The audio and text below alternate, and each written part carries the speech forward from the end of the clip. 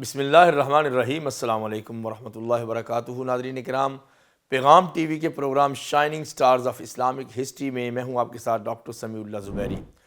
آسمان علم کے جس تابندہ ستارے کا آج ہم تذکرہ کریں گے وہ محدث، فقیہ، زاہد، سخی، مجاہد، بار بار حج کرنے والے، علماء کا احترام اور اکرام کرنے والے امام عبداللہ ابن مبارک رحمہ اللہ ہیں۔ ان کے والد ترکی النسل تھے اور ان کی والدہ بھی بہت بڑے خاندان سے تھیں، اور ان کو خاندانی طور پر بزنس ملا تھا۔ ان کو تجارت کو انہوں نے 100 گنا آگے بڑھایا۔ اس لیے تجارت کو آگے بڑھایا کہ علماء پہ اتنا مال خرچ کیا جائے کہ وہ علم حدیث میں مشغول ہو کے اپنی غربتوں کا شکار نہ ہو سکیں، ان کو بزنس نہ کرنا پڑے، ان کو کمانا نہ پڑے، بلکہ خالصتاً وہ کرایہ لگا کے اپنا سفر کر سکیں، زاد راہ رکھ سکیں۔ یہ محسن ملت ہیں، محسن امت ہیں، جن کا نام عبداللہ بن مبارک رحمۃ اللہ علیہ 181 ہجری میں ان کی وفات ہوتی ہے۔ یہ امام سفیان بن عیینہ اور سفیان ثوری رحمہ اللہ کے معاصرین میں سے ہیں۔ ان سے حضرت امام احمد بن حنبل کی ملاقات بھی ہوئی ہے۔ وہ فرماتے ہیں کہ ان کی وفات کے 1 برس پہلے میں ان سے ملا تھا۔ میں نے کہا آپ کی عمر مبارک کتنی ہے؟ انہوں نے کہا 63 برس۔ یہ عربیت میں امام ہیں، شجاعت میں، سخاوت میں، علم اور زہد میں اور تقوی میں، جو اللہ کے نبی کی احادیث سن کے روتے بھی تھے، مجلسوں میں بیٹھتے بھی تھے حدیث کی مجلس میں، اور عالم الآفاق یعنی دنیا کے مشرق و مغرب کے عالم کا ان کو لقب دیا گیا ہے۔ حضرت فضیل بن عیاض جو بہت بڑے اللہ والے تھے، فرماتے ہیں ان جیسا کوئی ان کا نائب نہ ہو سکا۔ یہ مرو کے علاقے کے تھے، جن کو مروزی کہا جاتا ہے، جن محدثین کو مروزی کہا جاتا ہے، یہ وہ مرو کا علاقہ ہے۔ خیر خواہ امت ہیں، مفکر ہیں، محدث ہیں، ناقد ہیں، مفسر ہیں اور فقیہ، اور سب سے بڑی بات کہ بہادر ہیں۔ 1 سال علم حاصل کرتے، یہ واحد عالم دین اور محدث ہیں قرون اولیٰ میں سے، 2ری صدی کے محدث۔ 1 سال علم حاصل کرتے، 1 سال جہاد کرتے اور 1 سال حج پہ جاتے، اور جب آپ حج پہ تشریف لے جاتے اپنے علاقے کے لوگوں سے کہتے کہ جو صدقہ تم نے حاجیوں پہ، مکہ کے لوگوں پہ کرنا ہے وہ مجھے لکھ کے دے دو اور مال پکڑا دو۔ وہ سمجھتے کہ یہ ساتھ لے جائیں گے، یہ یہاں پہ اپنے باکس میں رکھتے، ساتھ پرچیاں لکھ دیتے، پرچیاں اپنی جیب میں رکھتے، حج پہ جا کے غریب حاجیوں میں، اہل مکہ میں، ان سب کی طرف سے جو جتنا کسی نے دیا ہوتا صدقہ کرتے، اور واپس آ کے وہ جو صندوق میں مال رکھا ہوتا تھا ان لوگوں کو واپس لوٹا دیتے، جو حج سے پہلے بطور امانت لوگ پکڑا کے جاتے تھے کہ ہماری طرف سے صدقہ کر دینا۔ حضرت عبداللہ ابن مبارک ہر سال علماء اور طلبۃ الحدیث پہ 1 لاکھ درہم صدقہ کرتے تھے، کم از کم 1 لاکھ درہم، اور یہی وجہ ہے کہ انہوں نے عبادت اور جہاد کو اور علم کو، یعنی السیف والقلم کو جمع کیا۔ صاحب السیف والقلم ایک امام ابن تیمیہ تھے 8ویں صدی میں، اور 2ری صدی میں امام عبداللہ بن مبارک تھے۔ علماء میں ان کی عادت حاتم طائی جیسی تھی، جو اسلام سے پہلے کا شخص گزرا ہے، یعنی جس طرح وہ سخی تھا اپنے علاقے میں، ایسے ہی علماء میں یہ سخی تھے حضرت عبداللہ بن مبارک رحمۃ اللہ علیہ۔ آپ نے علم حدیث کے لیے بہت سے سفر کیے، جن میں خراسان، حرمین شریفین، مصر، شام، عراق، الجزیرہ اور دیگر علاقے شامل ہیں۔ حضرت سفیان ثوری ایک دفعہ ان کے ساتھ سفر میں تھے، فرماتے ہیں کہ پورے سفر میں ہمارے ساتھ یہ شیخ رہے اور انہوں نے ایک جگہ پہ بھی اکیلے کھانا نہیں کھایا، جہاں بھی رکے ہیں فقراء اور مساکین اور دوستوں کو ساتھ شامل کر کے کھانا کھایا ہے۔ اتنے یار باش تھے، اتنے دوست نواز تھے کہ اپنے انتہائی قریبی ساتھی حضرت فضیل ابن عیاض کو کہتے ہیں کہ اگر تم اور تمہارے ساتھی نہ ہوتے تو میں تجارت نہ کرتا، میں یہ سارے کام چھوڑ کے حدیث اور جہاد میں مشغول ہو جاتا، مجھے یہ تجارت اس لیے کرنی پڑتی ہے کہ تم لوگ جو محدثین ہو ان کو حدیث کا علم جمع کرنے میں مال کی فکر نہ ہو۔ چنانچہ انہوں نے حضرت ابو بکر ابن عیاش رحمہ اللہ جو بہت بڑے محدث تھے ان کی طرف 4000 درہم ایک دفعہ بھیجے اور یہ کہا کہ میں نے اس لیے آپ کو یہ درہم بھیجے ہیں کہ کہیں حدیث میں مشغول ہو کے آپ تجارت میں نہ پڑ جائیں اور یہ فکر نہ کریں کہ میں حدیث پڑھوں یا کام کر کے بچوں کا رزق کماؤں۔ یہ 4000 درہم جب تک ختم نہیں ہوتے تب تک کے لیے آپ علم حدیث کے لیے اپنے آپ کو وقف کر دیں۔ آپ نے زمزم کی جب حدیث پڑھی کہ ماء زمزم لما شرب لہ، کہ زمزم کا پانی جس نیت سے پیا جائے وہ پوری کرتا ہے اللہ پاک، تو انہوں نے زمزم پیا اور کہا کہ میں نے اس لیے پیا کہ قیامت کی پیاس اللہ میری بجھا دے گا۔ اسی طرح ان کے اساتذہ میں جو سب سے بڑی شان ہے ان کی کہ حضرت امام ابو حنیفہ کے شاگرد ہیں۔ عبداللہ ابن مبارک امام ابو حنیفہ کے شاگرد ہیں، جو 4 ائمہ میں سے جن کا تاریخی طور پہ پہلا نمبر ہے اور فقہ میں بہت بڑا مقام ہے۔ وہ حضرت امام ابو حنیفہ کے بہت بڑے مداح بھی تھے اور بہت ادب بھی کرتے تھے۔ اور اساتذہ میں سے سلیمان التیمی، حمید الطویل، ہشام بن عروہ اور امام عامش شامل ہیں۔ اسی طرح ان کے اساتذہ میں سے حیاوہ بن شریح المصری اور امام اوزاعی جیسے بلند قامت شخص، اور ابن جریح اور سفیان ثوری اور امام ابن عیینہ، یہ ان کے مشائخ میں بھی شامل ہیں اور بعض ان میں سے دوست بھی ہیں ان کے گہرے۔ اور ان کے تلامذہ میں سے امام ابن وہب اور امام ابن حمام، ابن معین ابو بکر ابن شیبہ، المنقری ابن ربیع ابن حسن المروزی اور یعقوب الدورقی جیسے کبار محدثین شامل ہیں۔ اسی لیے کہا امام حاکم نے ہوا امام عصرہ فی الآفاق، یہ اپنے زمانے میں مشرق و مغرب کے امام تھے، وَأَوْلَاهُمْ بِذَلِكَ عِلْمًا وَزُهْدًا، اور تمام مشائخ اور محدثین کے درمیان علم اور زہد میں نمبر 1 پہ فائز تھے۔ ان کی تعریف کرتے ہوئے امام ابن حجر العسقلانی رحمہ اللہ نے لکھا ہے وَكَانَ ثِقَةً مَأْمُونًا حُجَّةً فِي الْحَدِيثِ، وہ ثقہ تھے، محفوظ تھے اتہام وغیرہ سے اور حدیث میں حجت تھے۔ امام عجلی فرماتے ہیں کان جامعا للعلم، یہ علوم کے جامع تھے، کمپرائزنگ پرسنالٹی تھی۔ ابن جریح کہتے ہیں ما رأیت عراقیا افصح منہ، میں نے عراق میں کسی شخص کو، کسی عراقی کو ان سے بڑھ کر صاف زبان اور فصیح نہیں دیکھا ہے۔ لہو من الکرامات، امام خلیلی کہتے ہیں کہ ان کی کرامات بھی ہیں، ان کی کرامات بھی ہیں۔ ایک کرامت یہ محدثین ذکر کرتے ہیں تذکرہ نگار کہ کسی شخص نے ان سے کہا کہ میری آنکھوں کی بینائی چلی گئی ہے، مجھے نظر نہیں آتا، آپ دعا کر دیں شاید مجھے نظر آ جائے۔ ابھی دعا کی ہے تو اللہ تعالیٰ نے اس کی بینائی لٹا دی تھی۔ امام نسائی فرماتے ہیں لا نعلم فی عصر ابن مبارک اجل من ابن مبارک اعلی منہ ولا اجمع لکل خصلۃ محمودۃ فی، کوئی بھی عظیم ترین خوبی اور فطرتی خصلت جو کسی محدث میں ہو سکتی ہے وہ عبداللہ ابن مبارک کے زمانے میں ان سے بڑھ کر ہم نے کسی میں نہیں دیکھی۔ اور خود امام احمد ابن حنبل رحمہ اللہ جو ظاہر ان کے شاگردوں میں آتے ہیں، انہوں نے فرمایا لم یکن فی زمان ابن مبارک اطلب العلم منہ، حضرت عبداللہ ابن مبارک کے زمانے میں سب سے بڑھ کر علم حاصل کرنے والا ان سے زیادہ کوئی اور شخص نہیں تھا۔ امام یحییٰ ابن معین کا یہ قول ہے کان ثقۃ متثبتہ، یعنی وہ ثابت تھے، ثبت تھے، ثقہ تھے۔ امام یحییٰ ابن معین جس کو یہ کہہ دیں ثقہ تو وہ بہت بڑا آدمی ہوتا ہے کیونکہ وہ جرح تعدیل میں بہت سخت تھے۔ ابن عیاش رحمہ اللہ فرماتے ما علی وجہ الارض مثل ابن المبارک، زمین کے اوپر حضرت عبداللہ ابن مبارک جیسا کوئی بندہ نہیں، کیونکہ یہ ان کے زمانے کے آدمی تھے اور ان کے معاصر تھے۔ اور پھر فرمایا ہوا امیر المؤمنین فی الحدیث، بعض محدثین نے یہ کہا کہ حضرت عبداللہ ابن مبارک امیر المؤمنین فی الحدیث، حدیث میں جو ٹائٹل ملا ہے نا امیر المؤمنین کا، یہ ان کو ملا ہے اور اس کے بعد امام بخاری کو ملا ہے اور اس کے بعد امام ابن حجر العسقلانی کو ملا ہے جو کہ محدثین نے ذکر کیا ہے۔ ایک دفعہ حضرت امام سفیان ثوری وہاں بیٹھے ہوئے تھے تو کچھ طلبہ آئے اور کہتے ہیں حدثنا یا عالم المشرق، اے مشرق کے بڑے عالم ہمیں حدیث سنائیے۔ تو وہ کہنے لگے تمہیں کیا پتہ کہ یہ عالم المشرق بھی ہیں اور عالم المغرب بھی ہیں، ابھی پوری دنیا میں اس وقت ان سے زیادہ حدیث کا درک رکھنے والا کوئی بندہ نہیں ہے۔ اس کی وجہ یہ بھی ہے کہ علوم کے مرکز میں ہی وہ پھرتے رہتے تھے، یا حجاز میں، یا عراق میں، یا مرو میں، خراسان میں، تو یہی مراکز علم تھے۔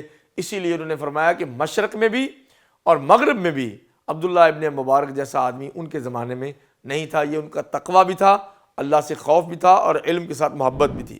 امام یحییٰ ابن آدم کہتے ہیں کہ جب دقیق مسائل تلاش کرتا ہوں، جب میں مشکل مسائل تلاش کرتا ہوں اور ان کو حضرت عبداللہ ابن مبارک کی کتابوں میں نہیں پاتا تو میں غمزدہ ہو جاتا ہوں کہ اگر ان کی کتابوں میں دقیق مسائل نہیں ملیں گے تو پھر کہاں ملیں گے۔ یہ ان کی فقاہت کی نشانی ہے۔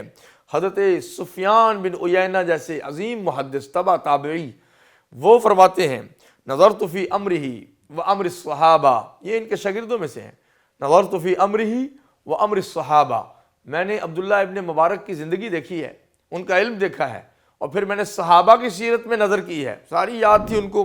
فما رأیتہم یفضلون علیہ الا فی صحبتہم رسول اللہ صلی اللہ علیہ وسلم، پھر میں نے دیکھا کہ صحابہ ان کے اوپر فضیلت نہیں رکھتے، مطلب برابر ہی مجھے نظر آیا، سوائے اس کے کہ وہ نبی پاک کے صحابہ ہیں، ظاہر ہے اس کا تو کوئی مقابلہ ہو نہیں سکتا، اس فضیلت میں پوری دنیا کے تابعین بھی جمع ہو جائیں تو ایک صحابی کے برابر نہیں ہو سکتے۔ تو وہ فرماتے سفیان بن عیینہ کہ میں نے عبداللہ ابن مبارک کا علم، ان کا تقویٰ، ان کی شخصیت، سخاوت، شجاعت، بہادری، بصالت اور اقدام اور جہاد کرنا اور حج کرنا، فقراء پہ خرچ کرنا، یہ ساری خوبیاں صحابہ میں پائی جاتی تھیں۔ تو مجھے یوں لگا کہ صحابہ میں سے ایک آدمی ہیں۔ پھر میں نے دیکھا کہ صحابہ کو نبی پاک کی صحبت حاصل ہے۔ آپ سے کسی نے کہا کہ آپ کبھی کبھی تنہائی میں چلے جاتے ہیں، خلوت نشین ہو جاتے ہیں، اللہ کو یاد کرتے ہیں، تو آپ کو ڈر نہیں لگتا، وحشت نہیں ہوتی؟ تو کہنے کہ کیف استوحش وانا مع النبی صلی اللہ علیہ وسلم، میں وحشت زدہ کیسے ہو سکتا ہوں جب کہ میں تو اللہ کے نبی کے ساتھ دن رات گزارتا ہوں، یعنی حدیثیں پڑھتا ہوں۔ تو محدثین یہ سمجھتے تھے کہ اللہ کے نبی کی حدیثیں بھی آپ جیسی ہیں، جیسے آپ کے سامنے بیٹھ کے ادب کرنا ہے ویسے آپ کی گفتگو اور آپ کی احادیث کا بھی ادب کرنا ہے۔ اسی لیے امام مالک سب سے بڑھ کر کے حدیث کا ادب کرنے والے تھے کہ اپنی مجلس میں کسی کو اونچا بولنے نہ دیتے، کہ پیغمبر علیہ السلام کے سامنے بیٹھ کے جو ادب ہوتا ہے ان کی مجلس حدیث میں بھی ویسا ہی ادب مطلوب ہے۔ حضرت عبداللہ ابن مبارک کا وہ مشہور مقولہ سب محدثین نے نقل کیا ہے کہ الاسناد من الدین، یہ رد ہے سب منکرین حدیث کا، الاسناد من الدین، دین میں اسناد ہے، یعنی سند کا سلسلہ، چین جو ہے یہ دین کا حصہ ہے۔ لولا الاسناد لقال من شاء ما شاء فی الدین، اگر دین میں سند کا سلسلہ نہ ہوتا، اسناد نہ ہوتا، تو جو مرضی کوئی اٹھ کے اپنی مرضی سے جو کچھ بھی کہہ دیتا، کوئی پتہ نہ چلتا کہ یہ ثابت ہے یا گھڑی ہوئی بات ہے۔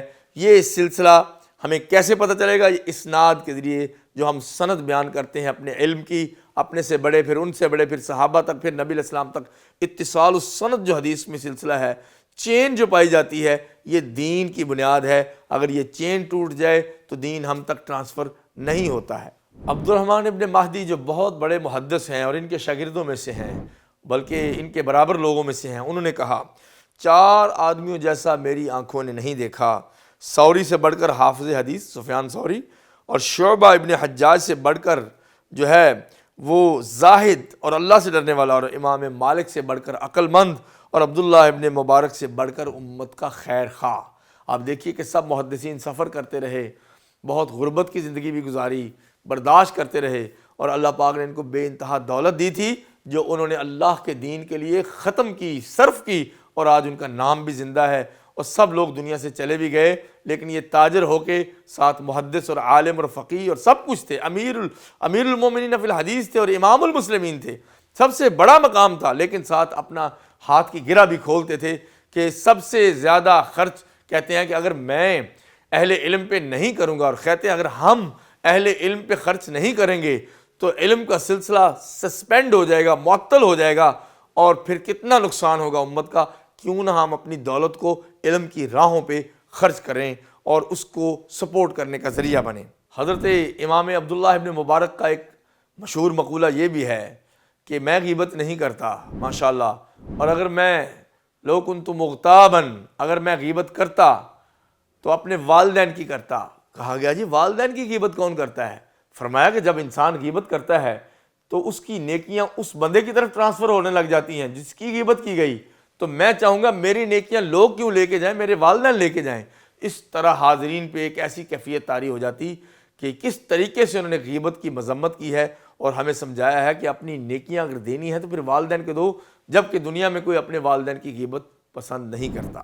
جب اللہ کے نبی صلی اللہ علیہ وسلم کی حدیث پڑھی جاتی, کتاب الرقاق یعنی دلوں کو نرم کرنے والی گفتگو آتی, حدیثوں کا ذکر ہوتا آخرت کا اور دنیا سے بے رغبتی کا, تو یہ بہت روتے. تو ان کے حاسدین جو ان کے مال اور ان کے جہاد اور حج اور لوگوں کی مدد کی وجہ سے ان سے حسد کرتے تھے, وہ کہتے ہیں اسی وجہ سے اللہ تعالیٰ نے عبداللہ ابن مبارک کو ہم پر فضیلت دی ہے کہ یہ سب کچھ لٹا کر, خرچ کر کے, وقت دے کر, حج اور جہاد کر کے بھی جب اللہ کا نام آتا ہے تو یہ خشیت سے ان کی آنکھیں بہہ جاتی ہیں. یہ کیفیت ہمیں حاصل نہیں ہوتی, ہم تو حسد میں مارے ہوئے ہیں. حضرت عبداللہ ابن مبارک کا یہ بھی قول مشہور ہے کہ بیکار لوگ وہ ہیں جو دین بیچ کر کھانا کھاتے ہیں. اس دور میں بھی ایسے لوگ موجود تھے جنہوں نے ذریعہ معاش یہ بنا لیا تھا کہ کوئی مسئلہ بتائیں, کوئی پیمنٹ ملے تو پھر اگلا مسئلہ بتائیں. یہ کمزور ایمان والے لوگ تھے. فرمایا سب سے برے لوگ یہ ہیں جو دین بیچ کر کے مال کھاتے ہیں. اور فرمایا ائمہ نے کہا, تاریخ بغداد میں لکھا ہے, امام خطیب البغدادی نے لکھا ہے, اذا رأیت رجلا یغمز ابن مبارک, اگر تم دیکھو کہ کوئی شخص حضرت عبداللہ ابن مبارک پہ طعن کرتا ہے اور ان کی شان میں کمی کرنے کی کوشش کرتا ہے, خفت کرتا ہے, فتہمہ علی الاسلام, تو اس کے اسلام پہ شک کرو.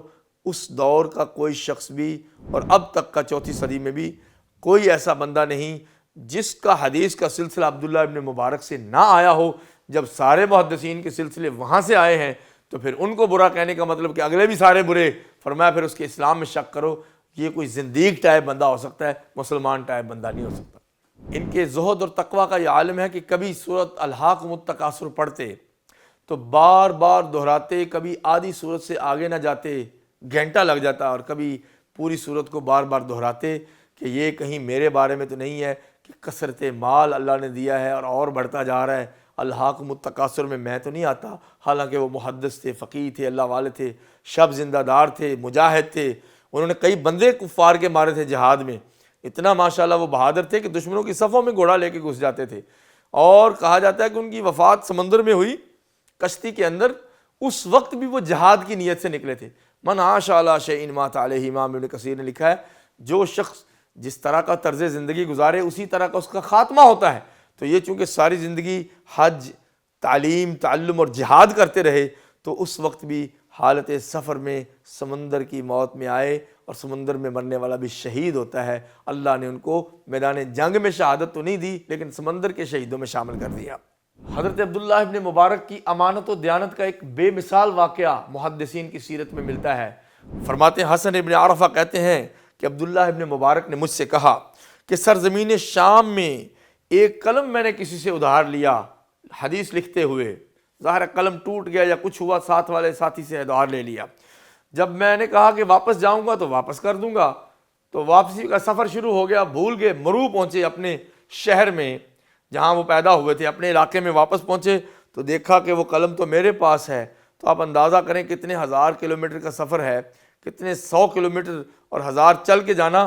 کہتے ہیں کہ میں نے دوبارہ سواری پہ کجاوا باندھا, اپنا زاد راہ کئی 1000 درہم ساتھ رکھے اور اپنے ساتھ کھجوریں اور چیزیں سامان سفر رکھا اور واپس چل پڑا. شام کے علاقے میں جا کے اس بندے کو ڈھونڈا اور اس کا قلم واپس کیا.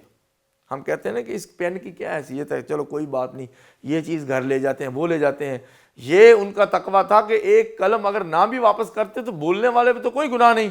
وہ اپنے علاقے مرو سے دوبارہ سواری تیار کر کے کئی راتیں اور کئی دن سفر کر کے اس شخص کے پاس پہنچے اور پھر ان کو شام کی مجالس علمیہ میں ڈھونڈا اور وہاں پہ جا کر ان سے کہا کہ بھائی یہ قلم تمہارا میرے پاس رہ گیا تھا, یہ امانت واپس کر لو, کہیں قیامت کے دن اللہ مجھے امانت میں خیانت کا سوال نہ کر لے.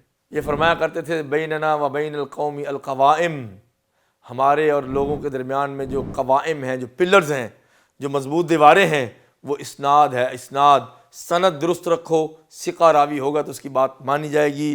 یہ عبداللہ ابن مبارک 181 ہجری میں سمندری سفر میں وفات پا گئے اور وہیں قریب جزیرے میں دفن ہوئے۔ محدثین کہاں پیدا ہوئے، کہاں نکلے، کہاں جا کے فوت ہوئے، کس کی خاطر؟ صرف اللہ کے نبی صلی اللہ علیہ وسلم کی حدیث کی حفاظت کی خاطر۔ آج کوئی اٹھ کے کہے کہ بعد کے لوگوں نے حدیثیں لکھی ہیں تو اللہ ہی اس کا حساب لے گا۔ محدثین اتنے کم عقل نہیں تھے کہ اپنا مال جان اور گھر والوں کو ڈسٹرب کر کے پوری دنیا میں پیدل اور گھوڑوں پہ نکل جاتے، سردی گرمی برداشت کرتے، چوروں ڈاکوں کو برداشت کرتے، سمندری اور صحرائی سفر کی تپش اور شدت کو برداشت کرتے، اور پھر اینڈ پہ ریاکاری ان کے دل میں ہوتی۔ وہ ایسے کم عقل نہیں تھے، اللہ کے فضل سے وہ نبی پاک کے وارث تھے۔ اور سب سے بڑی دلیل ان کی عزت کی کہ آج تک ان کا 1200 1300 1100 سال بعد بھی نام زندہ ہے، تو ان کے تقوی اور اللہ کی نظر میں ان کے مقام کی وجہ سے ہے۔ اللہ سے دعا ہے کہ اللہ ہمیں عبداللہ ابن مبارک رحمہ اللہ کی شخصیت اور ان کے آثار علمیہ سے استفادہ کرنے کی توفیق عطا فرمائے۔ اگلے پروگرام تک کے لیے ناظرین اپنے ہوسٹ ڈاکٹر سمیع اللہ زبیری کو اجازت دیجیے۔ اللہ حافظ۔